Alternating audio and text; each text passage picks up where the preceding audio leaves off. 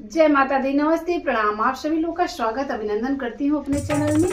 आज आप सबके बीच में एक लाचारी गीत लेके आए हैं, सीता माता के ऊपर है। हमारी गीत आप सबको पसंद आए तो हमारे चैनल को प्लीज आप लोग सब्सक्राइब करें। सोने का